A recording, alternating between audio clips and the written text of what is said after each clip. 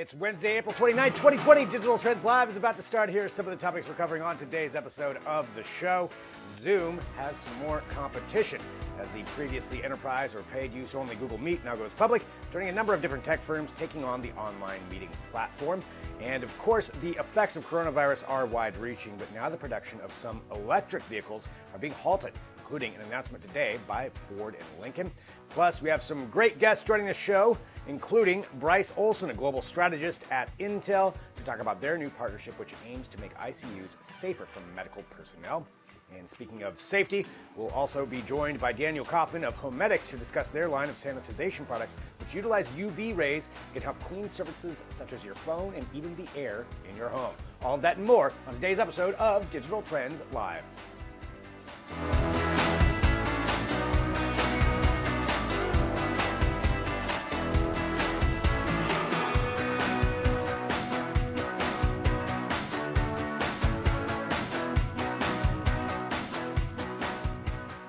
And hello, everyone. This is Digital Trends Live. I'm Greg Nibbler. Thank you so much for joining us wherever you are. We do appreciate it. We broadcast live here every single weekday, 9 a.m. Pacific, noon Eastern, bringing you trending tech headlines, news, interviews, discussions, and so much more. All broadcasting live across a number of different platforms. We're on Periscope, Twitter, Twitch, Facebook, YouTube, LinkedIn, Daily Motion, Apple News, 2 different mobile apps, a smart television app, and at digitaltrends.com/live. So wherever you're finding us, you can join in the conversations that we get to have, and we'd like to keep you up to date right out of the gate with everything that's going on in the world of tech. So here's some trending news for you.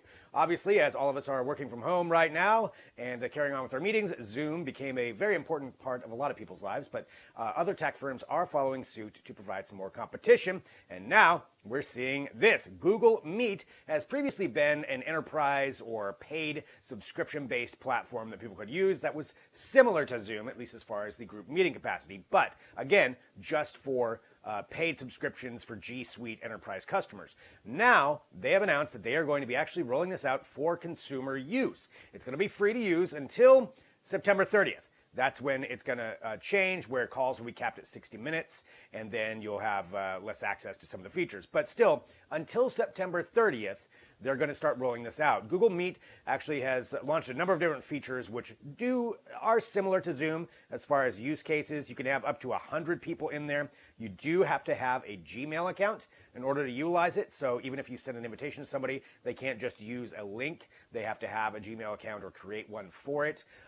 There's different specifications on it that are a little bit different, but it's their play at competing with Zoom. You have Facebook, which rolled out some more messenger features that are very Zoom-like. It's called Messenger Rooms. You've got Google Duo, which now is allowing 12 people. You've got even WhatsApp allowing up to 8 people now in video chats. So everybody's kind of going after this because of the fact that, hey, we're all connecting online.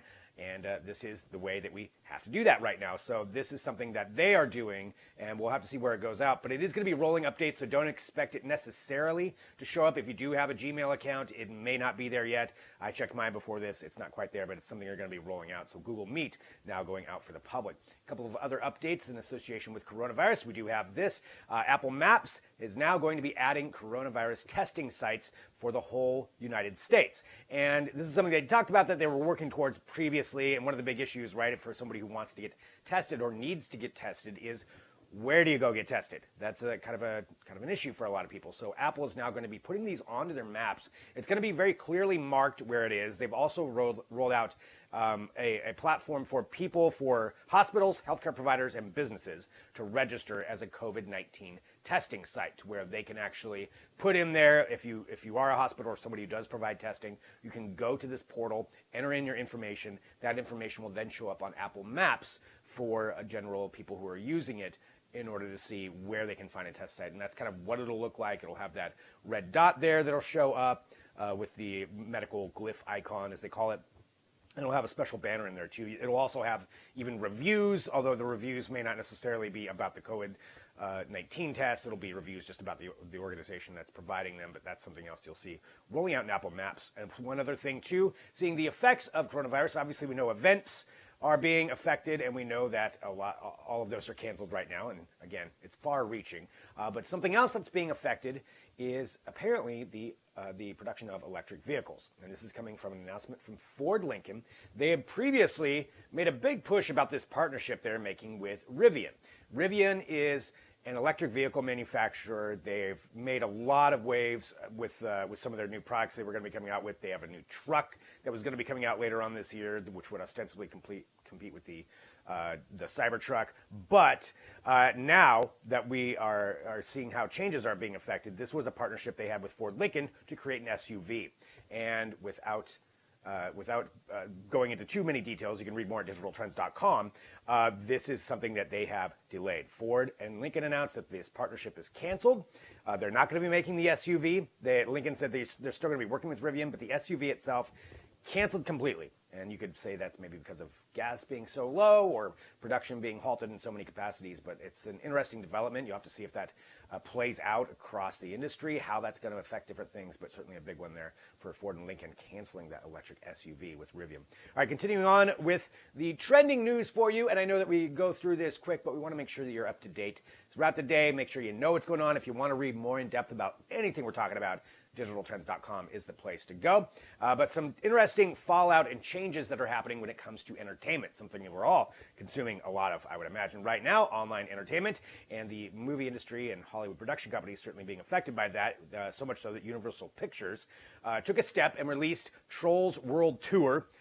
They released it just on video on demand. Now, this was going to be in the theaters. This is a big movie for them, and they put it out on video on demand. And this morning, they are announcing that, or yesterday, excuse me, they were announcing that they did pretty good with that. I believe it was $100 million is what they brought in with that. It's been a very big success story for them, putting it out there and skipping movie theaters altogether. Now, movie theaters, not happy about that. There's some drama there. AMC then announcing that they're not going to have any Universal movies in their theaters once this all opens back up. So that's kind of a back and forth. I would imagine that'll change, but that's something to be aware of when it comes to how this is all playing out for them, because everybody wants to make money, but theaters aren't open.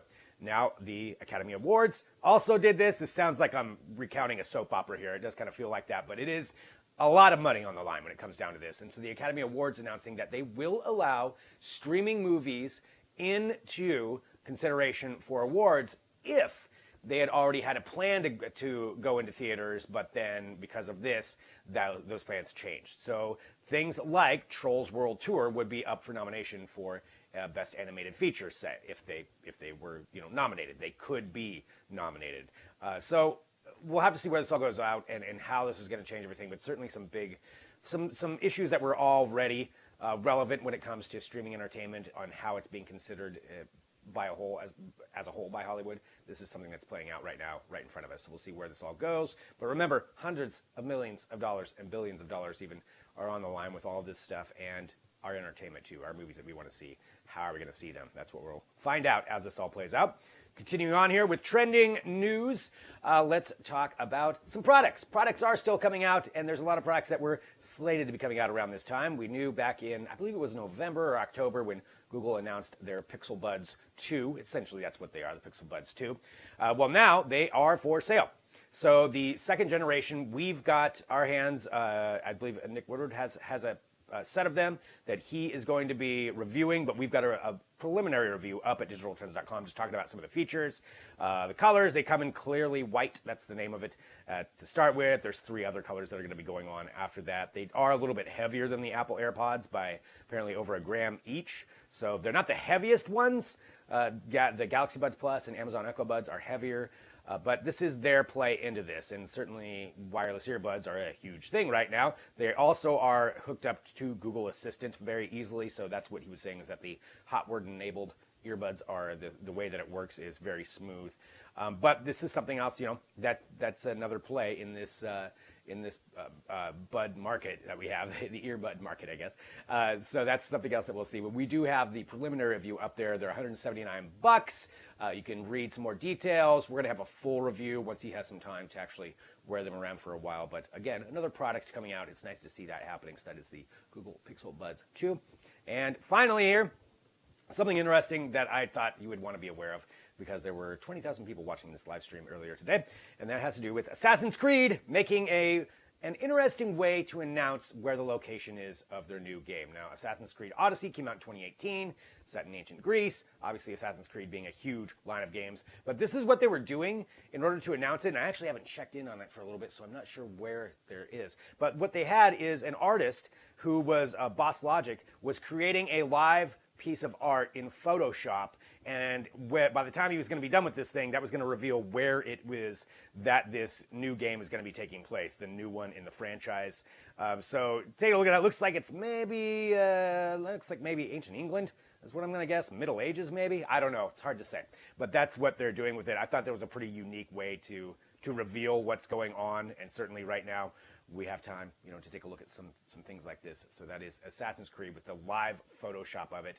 I believe it's still live streaming, actually, so you can watch it after this, and then we'll have an update for you, so that way you'll know what's going on. But you can read more about that at digitaltrends.com. Hey, I'm going to let you in on a little secret.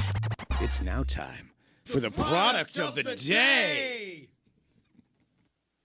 All right, here it is. It is the product of the day. We have the Epson Home Cinema 2100 projector. So this is what we're talking about for you at home. This is the product I want to bring to you right now. So with projectors, obviously you get some pretty great resolution. You got 1080p on it, so it is a detailed, high-definition picture. I think one of the really big things with this is how big you can make it. You can go from 29.9 inches to 300 inches, so you can project it for the entire neighborhood to see while they're in quarantine, and that is something that's pretty cool with it. It's got dual HDMI inputs. It's got a dynamic contrast ratio, so it'll fill in those dark scenes. It's got 2,500 lumens of color brightness. Basically, it means it's very bright. And that's one of the things that sometimes can be a concern when it comes to projectors, is how bright can it get, but this one definitely gets very bright. It's got a built-in 10-watt speaker, so you can hook up your own speaker too, I'm sure, but it's something that it does come with, so you don't even necessarily need that. The fan noise is very quiet on it, according to what they're talking about with this, and so honestly, this is a pretty nice projector if that's something that you've been wanting to get into. We've got a deal going on it right now, so you can see right there's a link at the bottom of the page, and wherever you're watching this, and that is what you want to click to go there and take a look at it. If you've been thinking about getting a projector or thinking about upgrading your home theater system, this would be a good time to do it, and this deal comes from Best Buy. It's $549.99 right now, but that's $300 off what it normally is, so pretty good deal, but that's something that you should take a look at. That is our product of the day. All right, continuing on here with Digital Trends Live, we've got a lot to talk about today. We've got TBD on the way later on the show. What's it going to be about? I don't know. That's what Jess and Adrien will let us know about. But coming up next, we're going to be talking about keeping frontline healthcare workers safe. Of all of our medical workers who are in harm's way, dealing with all of this, there's some ways that tech can actually help them out, and that's what we're going to talk about next with Intel and a new partnership that they have to keep doctors and nurses in the ICU safer. So that's coming up next. So stick around. We'll be right back with more Digital Trends Live.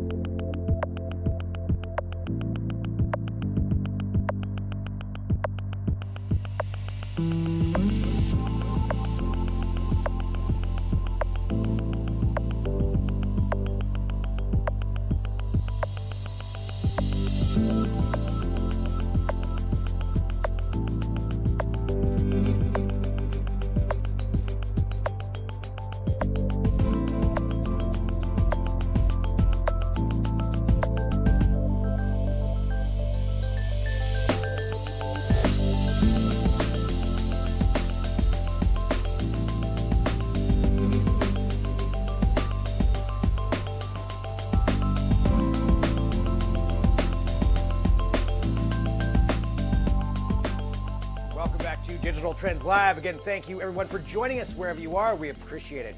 Hit that subscribe button. We like to keep you up to date on what is going on in technology, and certainly something that's on a lot of people's minds, should be on all of our minds right now, is the safety of our frontline medical care providers and workers, and different ways that we can keep them safe. And that's what we're going to talk about right now with a very interesting new partnership that's happening with Intel. And to talk about this, we've got Byce Olson back on the show, global strategist for health and life sciences for Intel. Byce, I want to say thank you so much for joining us here to talk about this. Really interested to know about this partnership, and maybe you can give us a little bit of context on how ICUs work right now and how this can change things. Yeah, no, it's my pleasure. I'm so excited to talk to you about this today. It's a direct response to feedback that we were getting from critical care doctors in New York City when we started talking to them early on. So, if you think about it, what is the one thing that, like, in this COVID-19 crisis today, when you think about innovation, what comes to mind? And I think about telemedicine. And I'm a cancer patient. I've seen the doctor probably 3 or 4 times in the last 6 weeks, and I've never been to a doctor's office. Right? I'm able to do this virtually through telemedicine, or I'm having clinical distancing between me and the doctor. I don't even have to go in. But I think one thing that nobody's really talking about is, what about protecting the critical care workers themselves, right? Not just the patients who are trying to stay out of the hospital, but what about critical care workers themselves? And we've got over 1 million cases of COVID right now in the United States. Probably somewhere between 15 and 20% of those cases are actually the critical care staff that are on the front lines. These are our heroes, the people that are trying to keep us well and keep us safe, and they're getting sick. If you talk to an ICU nurse, they have to enter into the patient room probably 40 times during the day, right? So when we started talking to critical care docs in New York City, the thing that kept coming up was there's two things that kept coming up. One is, can you take all of this data that's inside of the patient room and get it out, right? Can you figure out a way to get that patient data outside of the room so I can take action on it and allow me to remotely monitor these people from anywhere, right? And the second thing that came up was, I've got now less workers because some of the workers are getting sick. How do I scale these resources in a way where I can cover more patients, I can monitor more patients, and maybe even scale more beds and get more beds to be monitored as you start seeing patients go into the conference rooms or into the parking lots, right? So with that, we're like, oh my gosh, we have this solution from this company called Medical Informatics. They're a healthcare analytics company, a company that Intel's invested in.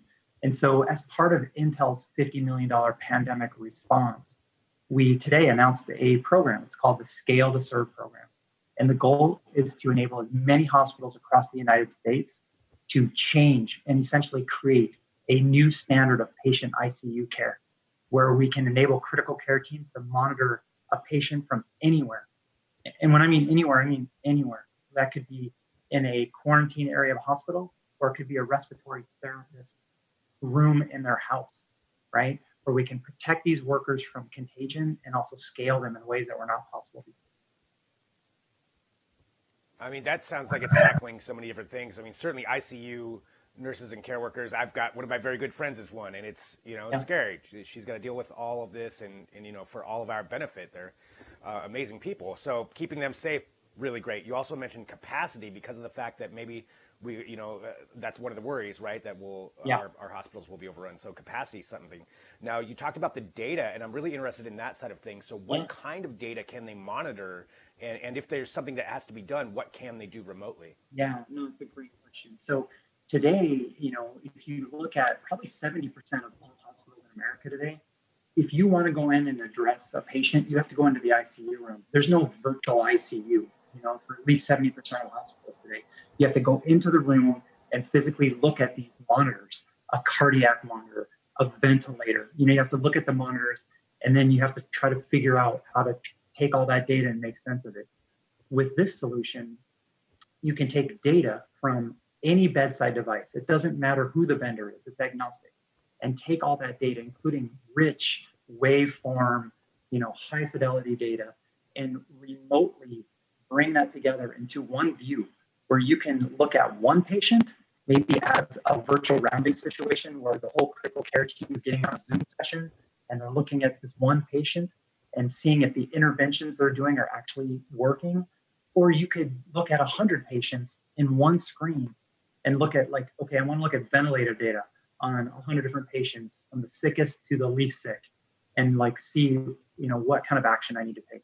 So with this ability, again, you take all this disparate data that's coming off of bedside devices, remotely monitor it, bring it into a command center, and allow a critical care worker from anywhere to take action on it. That's incredible. You mentioned that, today you're announcing this and that we have some more information on it. Can you talk about where this is at right now and who's going to be utilizing it and where you could see this going here in the next few months to a year or even beyond? Yeah, so, today medical informatics deploys, it's called SickBay. So SickBay is the product, and it's actually the only FDA cleared product for clinical surveillance and analytics in the ICU. So it's an FDA cleared device, a cleared service. And today it's already been deployed. Even before COVID, it was deployed in places like Texas Children's, Johns Hopkins. It was in Houston Methodist. And people were using it for just virtual ICUs, for cardiac patients, and to collect all this data and do predictive, create algorithms and do, create risk scores and do predictive analytics, like who is at risk of having hypertension, who is at risk of having a cardiac arrest, and, using all that data and intervening that way. And it just so happens that those places also are seeing COVID patients right now.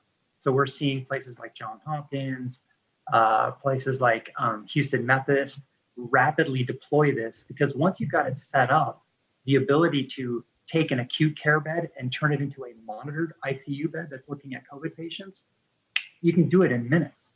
It's like literally take any acute care bed and scale it to a monitored ICU bed in minutes. So we're seeing existing hospitals that already deployed it rapidly deploy this for COVID. And we just started this campaign. I can tell you that there are a number of hospitals that are under contract already right now, and we expect this to scale across the United States fairly rapidly. But we want to get the word out. So we're very thankful that you're taking an interest in, this very, very important thing that can protect our frontline, healthcare workers in ways that are not possible. Definitely. I mean, it's something we should all be concerned with, whether, we know anybody personally or not. Our frontline care workers are of utmost importance. And, you mentioned getting the word out. Is there a site or anywhere that I could send people, or go to intel.com, or what's the best place if somebody wants to learn more about this? Yeah, absolutely. So, one place they could go is just newsroom.intel.com. We announced the program today, so that's there. That will direct people to a site that's called sickbay.michealthcare.com, but you can get there from the newsroom and you can learn all about it. There's a lot of information that talks about the program and how hospitals can qualify to see if they can, get one of the things that we're doing, by the way, in this program is one of the ways that we're accelerating access to this technology is covering the cost of allowing the hospitals to not pay for any of the implementation. And then medical informatics is waiving 90 days of software subscription. So essentially, it's like a risk-free trial, if you will, for hospitals to get and deploy this and use it for 90 days. And it's at no cost for the first 100 hospitals that apply and that qualify. So we just want to accelerate this as fast as we can. Yeah, I mean, it's fascinating, it's important, and I really appreciate you joining us here today, too, to talk about it and just inform people and let people know about it. We just showed the website right there, too, that people can go get more information. I'm excited to see this roll out to keep everybody safe. And Byce, thank you for being here. Stay safe yourself, and appreciate you, as always, being here on Digital Trends Live. Thank you very much, Greg. It was a pleasure. All right, so really interesting use case of technology, right? That's directly helping people. So fascinating stuff. Follow that link to find out more information. I know we've got to get going because we've got lots to talk about here on the show, so I appreciate everybody joining wherever you are. Coming up next, we've got our own Luke Larsen, who's going to talk about a computer that he's very excited about. He thinks it's a great deal, and it's an 8-core laptop, so we've got that coming up next. It's the new one from Acer. We've got lots more on the way, so thanks everybody for watching. We'll be right back with more Digital Trends Live.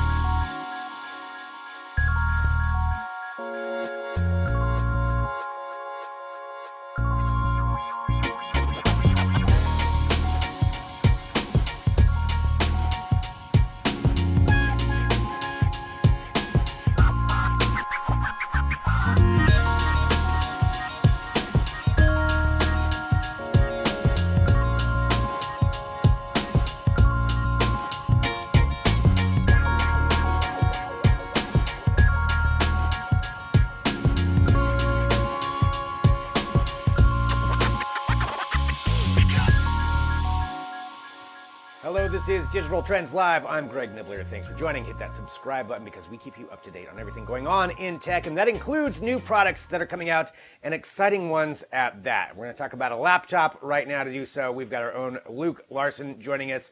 Luke, I can tell by some of the notes that I have here that you seem excited about this one, and it's interesting. I want to know, what are we talking about here, and what's different about this laptop?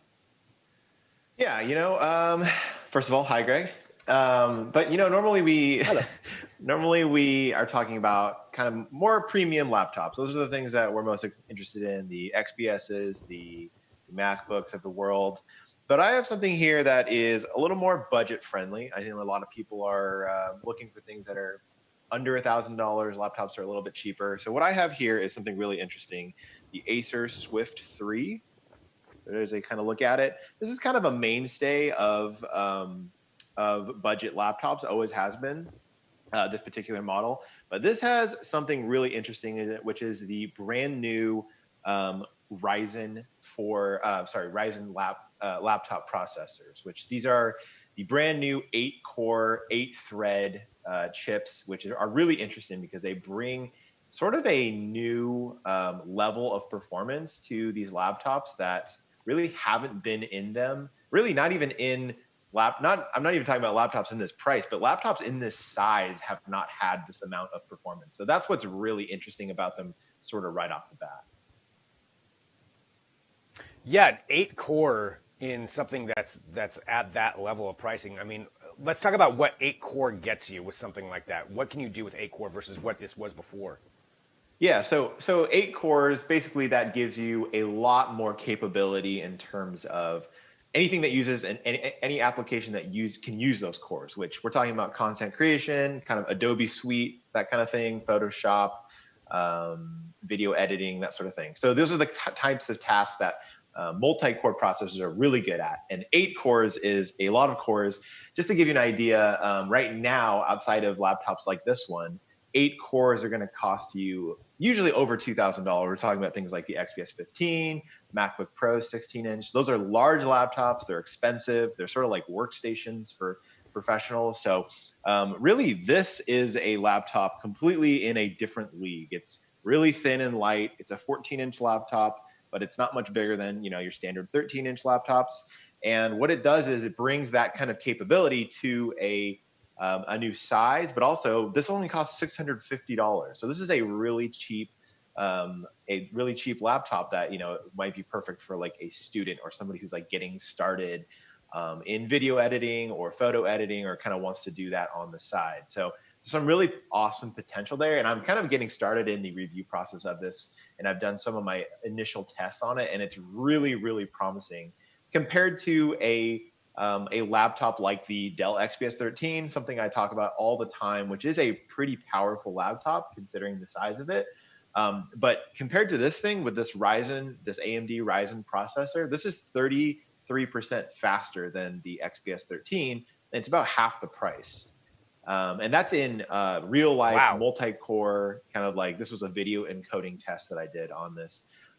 Crazier, if you look at this exact model with an Intel processor, or this exact laptop with an Intel processor, it's about 50% faster. So really AMD doing crazy things with its core count, and you can see in those kind of results like how big of an effect that has on those types of tasks. Now, if you're just doing like web browsing and like on Chrome and kind of that sort of a workflow, you're not going to notice a huge difference here.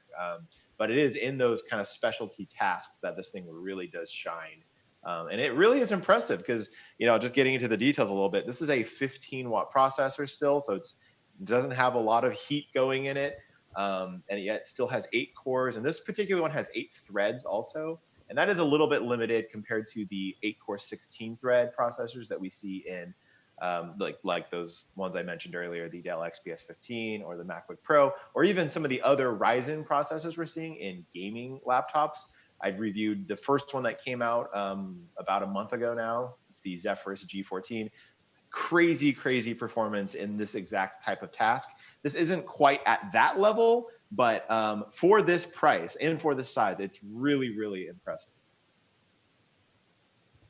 Yeah, it sounds incredible, actually. Now I'm kind of considering it. So you said it's $650, which is a good price for what you're getting. When is it out? When is it shipping? Do we know any details on that?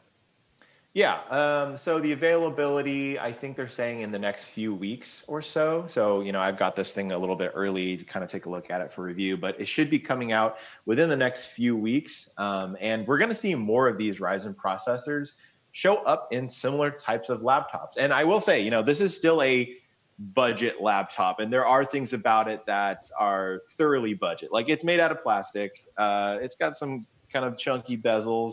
The touchpad is like not anything to be excited about. It's also plastic. The typing experience though is pretty nice. But you're just going to be missing some of those premium features like like you don't get Thunderbolt 3, you don't get the IR camera on top for Windows Hello. Some of those things that are kind of reserved for the $1,000 and up price point.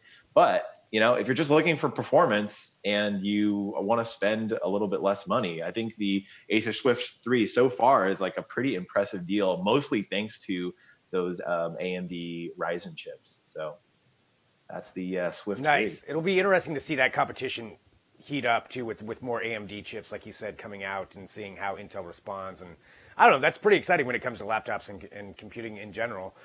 Luke, as always, thank you for joining us to talk about this. This now gives me something to think about. I know we've got more information at digitaltrends.com as well, but it's exciting to know there's going to be more of this happening down the line, and you will always keep us up to date. So Luke, thank you so much. Thanks, Greg. The full review should probably be up in the next week or so. So pay attention to the site over there to get the full details on the Acer Swift 3. Nice. All right. So there it is. You'll see that coming. So always go to digitaltrends.com too to find out anything about laptops. If you're looking to buy one, if you're curious about what you need, that is a great place to go. All right. Continuing on here with the show, we do have a lot to talk about. Like I said, we've got TV on the way, but coming up next, we've got Daniel Kaufman from HoMedics to talk about some products they have utilizing UV sanitization. Things like for your phone. Phones, let's be honest, phones are kind of gross. They can be kind of full of germs. This is a way to maybe clean that. So we're going to be talking about that and some different things that they're doing in association with battling coronavirus and COVID-19. So that's coming up next. Stick around back here in a minute with more Digital Trends Live.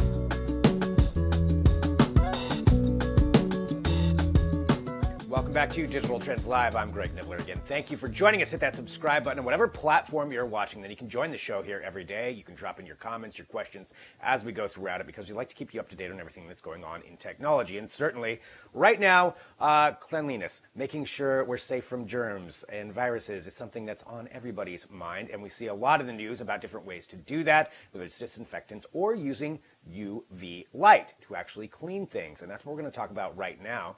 Joining us, we've got Daniel Kaufman from HoMedics to discuss their line of products. And I want to say thank you so much for being here today on the show. Really appreciate it. And tell us a little bit about this line of products that you have and what it can do for us. Thanks, Greg. It's great to be with you guys. Thanks for having me. Man, our sanitization category has exploded. I'm sure you guys have seen these UVC sanitizers all over the market. We felt it early before this whole COVID situation occurred, that sanitization as in general was becoming something that was very important to the consumer, and specifically the understanding of how dirty our products are. This thing in particular, what we hold and carry with us the most, was starting to become more aware to the average consumer. And what we wanted to make sure that we did was create a product that allowed you to consistently sanitize the items that you didn't know how to clean or couldn't previously clean. And that's what we've been able to do with our line of UV sanitizers. They're extremely portable and they're extremely effective. And that was two of the main goals that we tried to achieve right off the bat. We're taking a look here right now, too. We just had some imagery there of the cell phone cleaner, and I wonder if you could walk us through what that is, what the actual product name is, and how that would work to clean the phone. Yeah, so that's our pop-up sanitizer, and what's really special about that is it's the most portable sanitizer on the market. It is battery powered, up to 70 uses. The other product this is our bag, but the other product that we were showing you before, what it does is it becomes very slim and it pops up to allow the proper efficacy of the product. The placement of UV bulbs is critical to make sure that the light is dispersed on the product appropriately. And that is what we've taken an immense amount of time to make sure that we were getting, was that pop-up, sorry for my hands, that pop-up allows for the proper exposure of the light onto your devices to be correct. What you're going to see a lot in the market are these bulbs and LEDs that are not placed appropriately. And what that does is it basically renders the product ineffective. If the light is not properly hitting whatever item you have in the sanitizer, it's not going to disinfect it properly. It's not going to sanitize it properly. And that's something that was key for us. Yeah, sorry, Greg? Oh, no, go. I was just going to say, so you want to hit basically all the nooks and crannies of a phone, wherever it is, to make sure that you get everything covered. And that's true with, it sounds like the whole line of products as far as making sure that those lights are placed. I think something that, probably I'm sure you get asked a lot, and that's on everybody's mind, is how does this relate to COVID-19 or the coronavirus? Will this kill that? Is this something that could be used effectively to combat that? So we have not had the opportunity to test specifically on COVID-19. As soon as we're able to do that, we will. We believe that it can kill COVID-19 based on the other tests that we've done. E. coli, salmonella, staph, influenza, rhinovirus, MRSA. We've tested on all these different viruses and bacteria, and it's been able to kill them all. So we have no reason to believe it can't, but we cannot claim that yet until, of course, we test it, and we don't have that capability just yet. Fair enough. And looking at this now, I think now that everybody's aware of just cleanliness and safety, I would think after this is over, people are still going to be very hypersensitive to that going forward. That's just, our lives have changed now. So with that, you've got some different products that you have out there. Are there other products that you're thinking about that you have on the way that would also be something that you could use to sanitize your items? Yeah, we have a ton. We are really doubling down in the sanitization category. We think it's extremely important and it's not going anywhere. We do have additional UV products coming in. We've got a sanitizing wand coming out that will allow you to, instead of putting your devices inside of the product, it will allow you to basically take any product that you have and wand it over, and that will kill the bacteria and the viruses in the same way. And we also have our unique pop-up feature on that, which is critical because it allows for additional safety elements, as well as making sure that whatever you're sanitizing, you're at the proper distance to make sure that it's effective.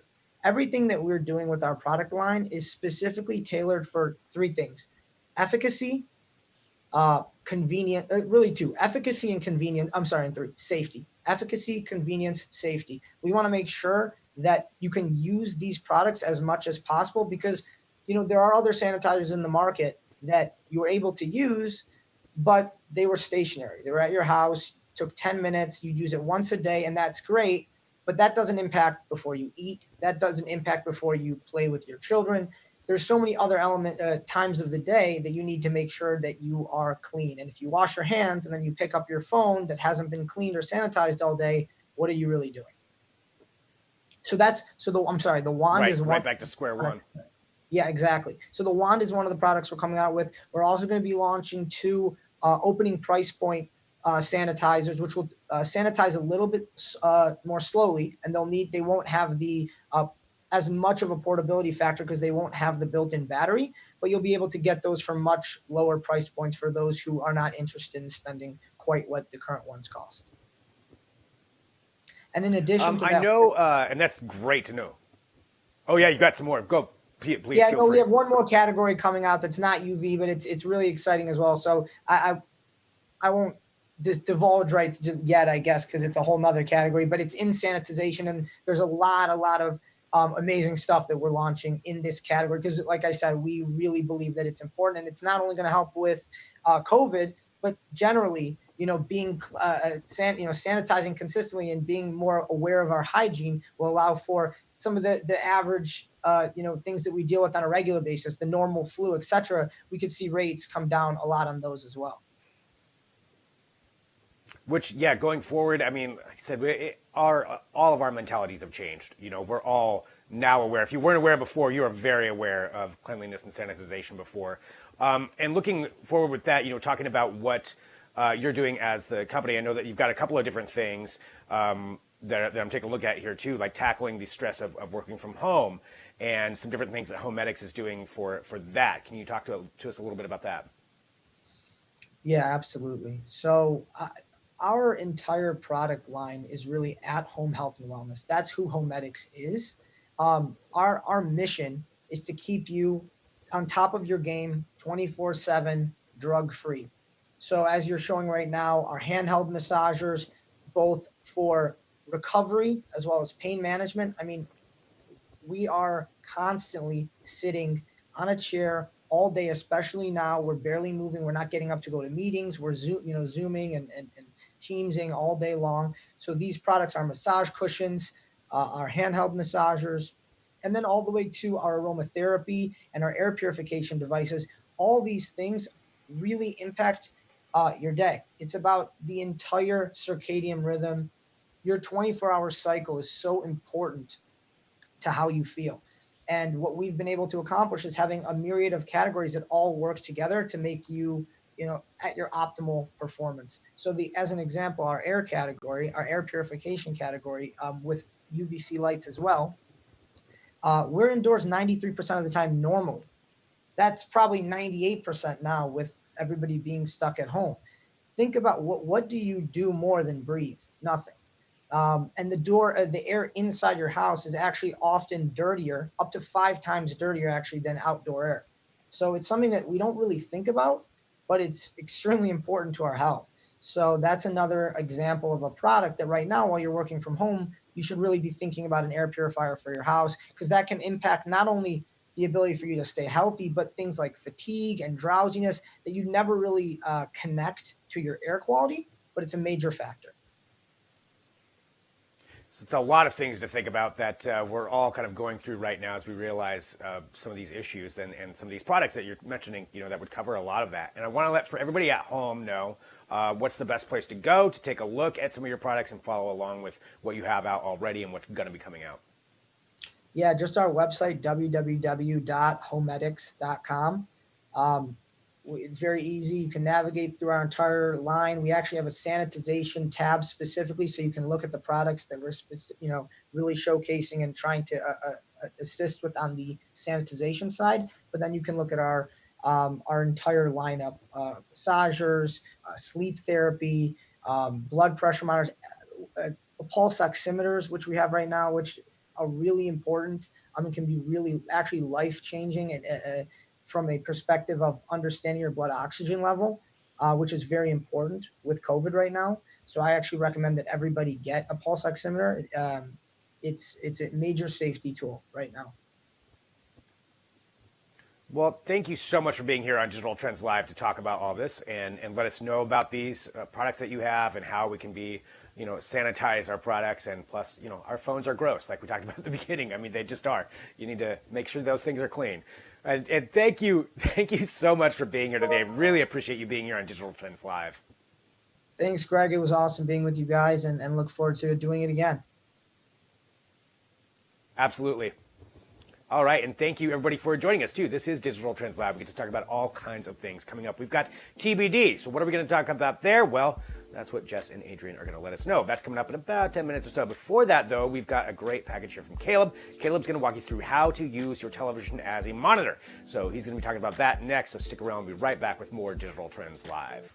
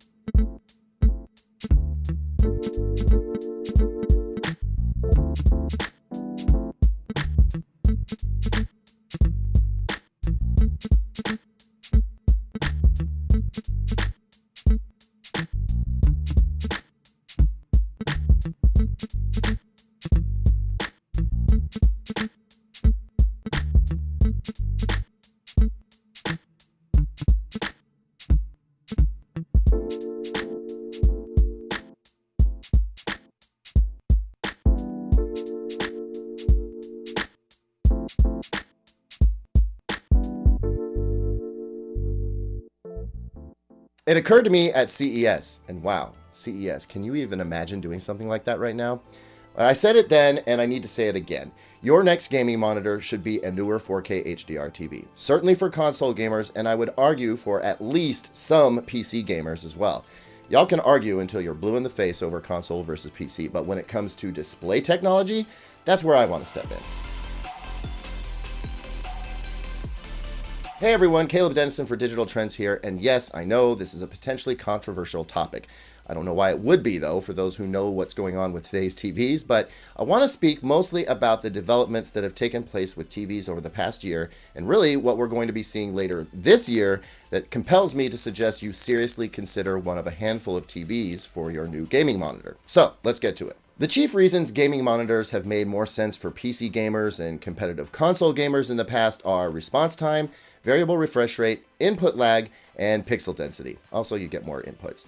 Gaming monitors have long had abilities TVs didn't, or at least performed better in some of those key areas. On the other hand, gaming monitors haven't been able to offer the kind of picture quality you could get with some TVs. Only now are gaming monitors expanding color gamuts with quantum dots, implementing mini LED backlight tech, or going for OLED and its killer black levels and amazing contrast.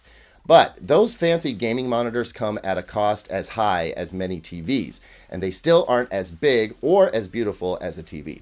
As for big format gaming displays, well, as far as I'm concerned, those are now totally irrelevant and ridiculously expensive. Here's what's going on right now with televisions. With some newly announced screen sizes coming in from LG and Samsung in particular, along with full-spec HDMI 2.1 support, they've got the response time, variable refresh rate, low enough input lag, and high pixel density that most folks need, but they also come with the incredible picture quality and premium HDR performance and larger size that benefit gamers who want a display that can do more than just display games. Let me take a sidebar here. If you are a hardcore gamer, and I mean really hardcore, where a 4 to 5 millisecond input lag is absolutely essential because, yes, you are just that good, you badass gamer you, then stick with a monitor. I'm not trying to change your mind. Everyone else, here's what we have. LG's new C10 OLED comes in a 48-inch size that I think bridges the gap between desktop and living room. It's big enough for a small living room, but not so huge that you can't sit back from a desk and be enveloped by it. Its 4K resolution at 48 inches offers about 92 pixels per inch, or PPI, which I grant you is nowhere close to the 163 PPI you get from a 27-inch monitor, but it is also 48 inches, so you can sit a bit further back, get the immersion, get the detail. I don't think you lose a thing from a detail perspective, certainly nothing that you don't get back from moving away from an IPS display. Plus, the C10 OLED offers both FreeSync and G-Sync variable refresh rate up to 120 Hz, which no other TV can claim to right now. There's a reason NVIDIA is G-Sync certifying this TV, folks, because they believe in it. I'll take another sidebar to point out that the C9 OLED models from last year can do almost everything the C10 OLED can do this year, but there's no 48-inch version. Input lag is coming in at 13 milliseconds in game mode with both 1080p and 4K HDR inputs.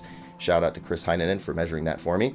That's the best we've seen from a TV thus far. And as for response time, it's OLED, so it's virtually instantaneous. Unless you have an OLED monitor now, it's better than what you have. So motion blur isn't going to be a thing, like at all. But then on top of all of that is the LG OLED picture quality that comes from superior color mixing, perfect black levels, and excellent contrast. But perhaps most importantly, HDR performance. Now, I want to talk about that HDR performance more in a moment, but before I do, I need to step away from LG C10 OLED for a minute because there's another strong competitor out there in the form of Samsung's QLED TVs. Whereas that 48-inch C10 OLED is going to start at $1,500, which, yes, I get it, it's very expensive right now. You can get a 43-inch Samsung Q60T for like a third of the price and get most of the same advantages.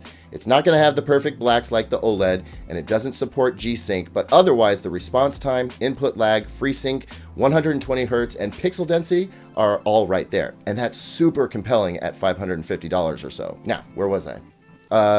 Oh yeah, back to HDR. Look, either one of these TV examples will do HDR well, but the LG C10 OLED has an ace up its sleeve in that it supports HGig. Now, if you haven't heard about HGig, go check it out, but the bottom line here is that the TV can toggle so that it either maps the HDR with its own chip or it allows the console to map it. So far, on the games I've tested with, the LG dynamic tone mapping is better than the Xbox's. But there are some games where you will want this feature. I've heard of some cases where the HDR performance of the game looked like garbage, and that was because the console and the display were not in agreement about how things should be handled. The LG C10 offers a solution so that the HDR gaming experience is always the best it can be. And after making some custom HDR adjustments in Forza 4 Horizon and Rocket League, I'm here to tell you the HDR difference is stunning. With perfect black levels, the image is so rich and so far more colorful that I can't imagine not getting this kind of picture quality. I mean, it's intensely amazing. Now, it wouldn't be a fight about gaming consoles, PC gamers, OLED, QLED, and what have you if we didn't address one obvious potential problem: burn-in.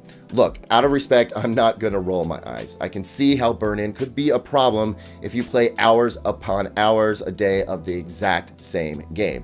And I can see folks doing that, just like I see some folks watching Fox News, CNBC, CNN for like 8+ hours a day, every day, without ever changing the channel.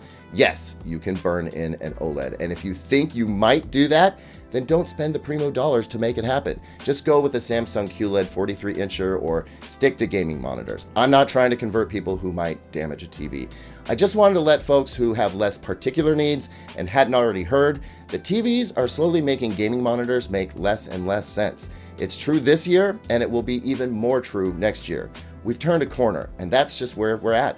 TVs make awesome gaming monitors now. Plus, they're a TV that more than one person can enjoy at a time.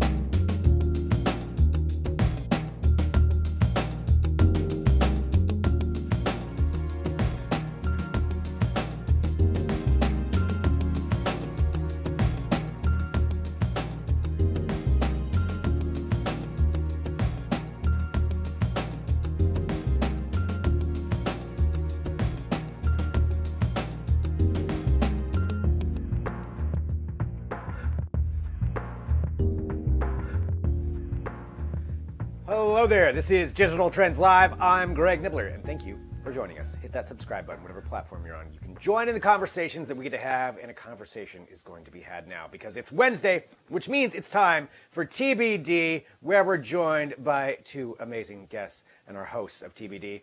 First off, welcoming to the show, we have Jess Surbaugh. Hello, Jess. Hey, Greg, how are you? I'm doing good. I'm here. You know, it's we're broadcasting. That's the good part of it. You know, we're doing good. I'm excited to hear what you guys have to say. Well, thank you. It's a good part. And also, as I miss you. Hi down there. How are you? Doing Adrien good. Warner joining us as well. Now with TBD, Adrien, if you can tell everybody what TBD is about and what we're talking about here this week. Yes. As you know, Wednesday is TBD, so that means that Jess and I will be bringing you a story about the intersection of tech and pop culture. And this week's TBD stands for Tribeca, but digital, because we're going to be talking all about online film festivals. So before I jump into it, Greg, I have to ask you, have you ever been to a film festival in real life? I have been to some, not the giant ones that go on. Like I've been in like the 48-hour film festival. There's video out there of me that hopefully nobody can ever find. But yeah, I've been to some. They're a lot of fun. Like they're fun to go to, definitely. Totally. Yeah, there's a bunch coming up, especially over the summer and into the fall. A bunch have been scheduled. And so as the effects of coronavirus continue, the organizers of these film festivals are really trying to figure out around the globe, which are going to be canceled or postponed or what to do next. And a very clear example of this is South by Southwest, which was supposed to take place in March. A lot of these festivals host a lot of independent filmmakers where this is kind of their really big chance to get in front of an international audience. So it's a really big deal to a lot of these smaller filmmakers that they're not able to participate in these giant film festivals, that they're being canceled around the world. And also too, film festivals show a collection of entries over the span of several days. There's panels. The filmmakers are actually able to present their films to an audience. So this is kind of a big impact that we're seeing around the country and around the globe. And it's attended by industry professionals, journalists, critics, and even buyers for those films. So this is a really big impact on the film world. But now we're starting to see that a lot of them are starting to go online. So Tribeca and South by Southwest both have plans to go online. When South by Southwest was canceled, organizers later announced that they would stream a portion of the multi-day event on Amazon Prime. And that's actually going to be happening very soon. So it's going to be opening up for viewing to all within the US with an Amazon account, and no Prime membership is needed, which is pretty incredible. Something that you would normally have to buy tickets to, travel for, get lodging for, to go to, now is going to be opened up to a huge international audience, kind of potentially even bigger than before. Some independent filmmakers are not super thrilled with this idea of streaming digitally, but it does kind of present an interesting, new way that people will be accessing this medium and this festival that they may not have the opportunity to otherwise. Another version that's going to be happening, and something that was supposed to happen last week, is Tribeca. This is going to be a little bit more scaled back. They're going to have its competition programming online, and then they're also going to host a couple of 360 videos on Oculus TV for people to watch. I think there's going to be about 15 of them. So it'll be really interesting to see if more and more of these go online. I'm going to let Jess talk about more of the details, but yeah, it's going to be a wild summer and fall with all of these moving digitally. Right? Yeah. I mean, I like that excitement of it, just the fact that more people can see them, because I'm not going to be able to usually go to like Tribeca or something like that. And this is really cool. And I know there's some more, like you mentioned, there's more film festivals that are going on too in this manner, Jess, that I know that you wanted to talk about. Yeah, for sure, Greg. So a few days ago, We Are One, a global film festival, was announced. This is a 10-day global film festival, and it's actually being produced and organized by Tribeca Enterprises, which is who puts on the Tribeca Film Festival. It's the first ever of its kind of clearly, and it'll feature programming from 20 of the top film festivals. This includes Cannes, Toronto, Sundance, Berlin, Tribeca, and Venice Film Festivals, among clearly many more. It's set to run online May 29th through June 7th, and it'll feature films, shorts, documentaries, music, comedy, and panel discussions. It'll be free to watch. It won't include any ads, but viewers will have the opportunity to donate to COVID-19 relief, which will benefit the World Health Organization. So there is kind of that nice tie-in there. They don't have a full schedule released quite yet, so we're going to have to hang tight for that for just a little bit. But I think of note, it's important to mention that even though this is a really exciting, big kind of collaboration, it's not meant necessarily as a replacement for the other film festivals, and other ones are kind of, exploring other options for their festivals. A good example of that will be the Toronto Film Festival. They're slated still for their early timing in early September, and they say that they are committed to delivering. It just may look a little different than it usually does.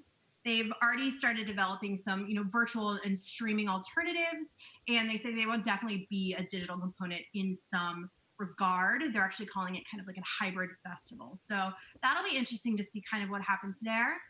And then we have festivals such as Cannes, which was initially supposed to take place in May. They looked at maybe moving it to the end of June, early July, but unfortunately they've shut down large festivals through July there. So that's not an option either. So it's postponed for the foreseeable future. It's unclear. They want to make something happen, but it's unclear what that looks like at this time. And then Venice would be another really good example. They're saying that they're going to move forward as planned, doing September 2nd through the 12th.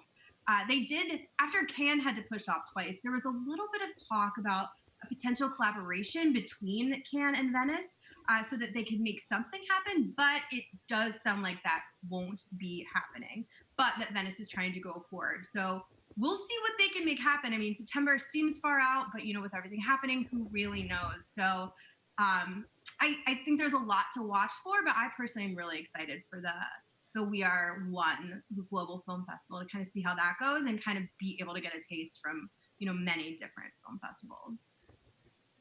Right. Yeah. Try all these out. I mean, the Venice one, yeah, that's a little optimistic for September in Italy, but okay, if they think they can do it, great.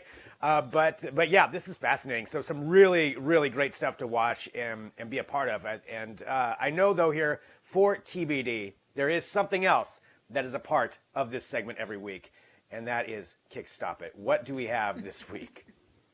That's right. We're going to take a look at the wild world of crowdfunding. And this one is a real brain tease today because it's something called Mendy, and it is a brain training robot that is being funded on Kickstarter.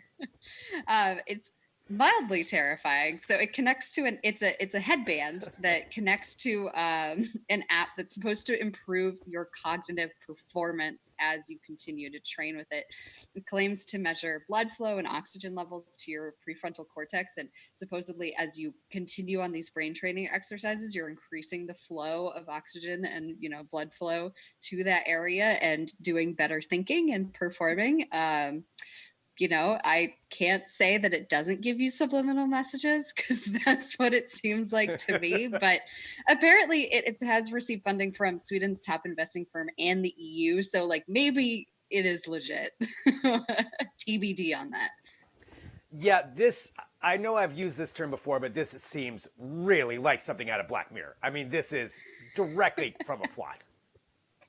Yeah, well, I mean, it does. I do, I've seen a lot of different products. I guess that's my question. How is this different from a lot of the different products that are out there that are virtually the same in the sense that it's a headband that does use neurofeedback in order to train your brain, in order to help,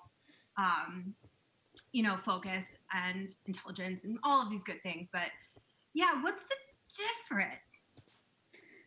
That's a really good question, Jess, because I am on that board. I am on board with that too. This is one of 100 headbands that I've seen that are supposed to measure your brain waves. And I don't know how this one necessarily makes you smarter versus others are trying to make you calmer. I'd like to see the difference between them and how effective they are. I agree. They do say they reached their goal in 90 minutes. So there are definitely people out there that, are immediately interested in something like this. So yeah. Yeah, I'm looking at it like it was a $50,000 goal. They're at $865,000 right now. But I guess that leads to the question, so people want to wear this headband and have subliminal messages. I mean, I don't know if it's subliminal messages, but I'm assuming because I'm paranoid. But talking about what this is, the question is kickstart it or kick stop it. Adrien, let's go to you first. What do you think? I'm a little creeped out by this. I say kick stop it, especially because halfway through the intro video where they're explaining what the product is to you, the CEO appears and he's just like, he looks like he just came out of Fast and the Furious. He's like ripped and he has this like really tight shirt on and he's telling you how effective it is. And it's just not the most convincing message for me. So I can say I'm so calm right now, bro. Exactly. All right, Jess, what do you say? Greg, I'm going to kickstart it. I'm always on board with trying a new product that does claim to, assist the brain in many ways, and I'm open to trying that. I guess, subliminal messages are not. We're getting them other places anyway, aren't we? So if we can... That's a good point. focus better, maybe we can figure that out more. So yeah, I kickstart. All right, so there we go, and once again, a great product brought to light. A little bit nightmarish, but still at the same time, maybe it does help Greg, out. what do you and do? I know to round out TBD. Oh, what would I do? Yeah. I'm stopping it. No, I'm too paranoid. I mean, they're going to be sending in the messages. I need tinfoil for that thing. Yeah, I think that's the way I'm heading in quarantine. So. Just for a little taste of that, 5G, all that stuff. But let's do this. So to round out TBD, let's what we always end with, something that everybody enjoys, and that's a little bit of Charlie Cam. Oh, look at Charlie. Cam. Oh, he's majestic. Look at him in the spring. He really is majestic. Yes, he is. Well, thank you so much, Jess, Adrien. As always, TBD. Amazing. Finding out something new. Appreciate both of you. Thanks a lot. Thanks, Greg. Thanks, Greg. All right, I'll talk to both of you soon. That is Jess Surbaugh, Adrien Warner, right here for TBD. And thank you to everybody who is watching live. We appreciate it. This is Digital Trends Live. We're live every single day. Let me tell you about tomorrow right now, because we have quite the lineup coming up tomorrow. First off, of course, we'll have Lisa Marie Segarra here on for talking about gaming and giving us up to date on that. We've got Allison Moore, the CEO of Comic Relief US, talking about Red Nose Day and everything they're doing. Of course, going all online. This is a big time for them. It always is every year. And now she's going to be back to talk about what they're doing. And let me tell you about another guest tomorrow. You've probably heard his name before. Bob Saget. Bob Saget is going to be here on Digital Trends Live tomorrow. And that is awesome. So he's going to be joining us here tomorrow on this show. You do not want to miss that. And how do you not miss that? You don't miss it by hitting subscribe. And that is the best way to do that. That way you get notification every time we go live. And you can join the show, join the conversations. We get to have Bob Saget here on Digital Trends Live tomorrow. Thank you, everybody, for joining us. Thanks to everybody who participates in this show. We do appreciate it. And I'm Greg Nibbler. I'll be right back here tomorrow with another edition of Digital Trends Live.